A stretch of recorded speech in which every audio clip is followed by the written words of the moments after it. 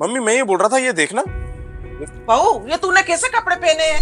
इससे अच्छे कपड़े तो नौकरानी पहन लेती है। मम्मी जी, मुझे तो घर पर ही रहना है ना, कौन सा बाहर जाना है जो सुबह सुबह तैयार होकर बैठ जाऊं। घर का सारा काम खत्म करके मैं तैयार हो जाऊंगी। मेरी तो किस्मत ही फूटी है कि तुझ जैसी बहू मिली। वो ठाकुर साहब की बहू को देखा है? वो सुबह उठती है, सारा घर का काम करती है और ऑफिस चली जाती है। इंसान चाहे तो सब कुछ कर सकता है, लेकिन तुझसे कुछ नहीं हो।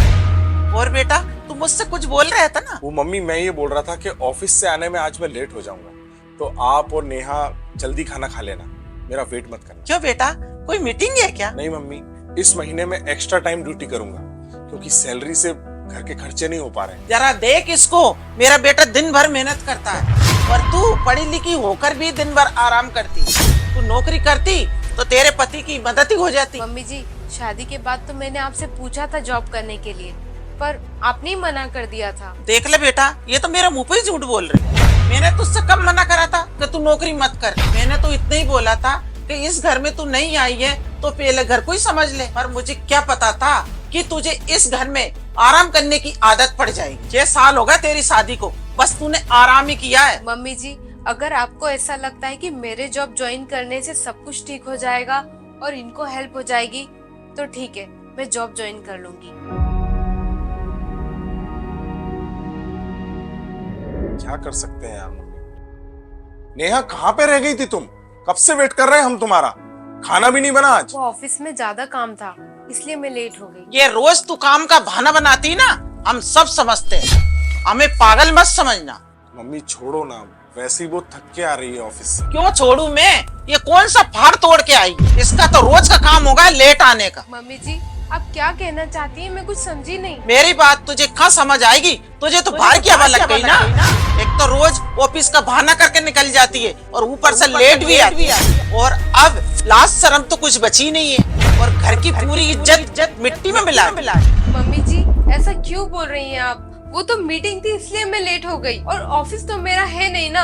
और मैंने ऐसा क्या कर दिया कि जो आप मुझसे इतने गलत तरीके से बातें कर रही हैं? देख ले बेटा, ये अभी भी मुझसे पूछ रहे कि मैंने क्या कर दिया। सारी गलती तो हमारी है जो मैंने तुझे नौकरी की छूट दे दी। ज्यादा हवा में उड़ने की जरूरत नहीं है, जमीन पे रह ले।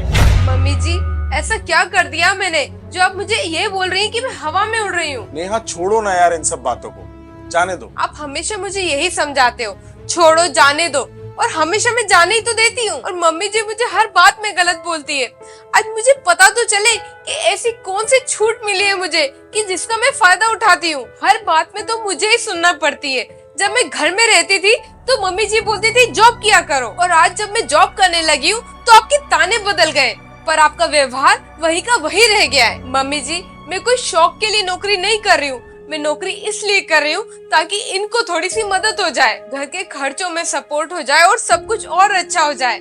और मुझे भी अच्छा लगता था जब मैं घर में रहती थी, सबको टाइम देती थी, अपनी बच्ची को टाइम देती थी। सुबह 5 बजे उठ के घर का सारा काम करती हूँ, सबके लिए खाना बनाती हूँ, फिर गुड़िया को रेडी करके स्कूल भेजती हूँ, उसके बाद तैयार होके ऑफिस जाती हूँ, सारा दिन वहाँ काम करती हूँ। सब कुछ तो अच्छा करने की कोशिश कर रही हूँ मैं मम्मी जी, फिर भी आप मुझे बातें सुना रही हो। आपको पता है मम्मी जी, जब तक मैं सारा काम खत्म करके अपनी बच्ची के पास जाती हूँ कि मैं अपनी बच्ची के साथ 2 पल बिता लूं, तब तक वो सो चुकी होती है। आप ही बताइए ना मुझे कि ऐसी कौन सी आजादी मिली है मुझे। जब मैं घर पे रहती थी तब भी आपको चैन नहीं था, और जब मैं ऑफिस जाती हूँ तब भी आपको खटकती हूँ। आपके कहने पर मैं हाउसवाइफ से वर्किंग वाइफ जरूर बन गई हूँ, पर आपके ताने और शिकायतें वही के वही हैं। आप एक बार अच्छे से सोच के ये बता दीजिए कि आपको नौकरी करने वाली बहू चाहिए या फिर जी हजूरी करने वाली नौकरानी।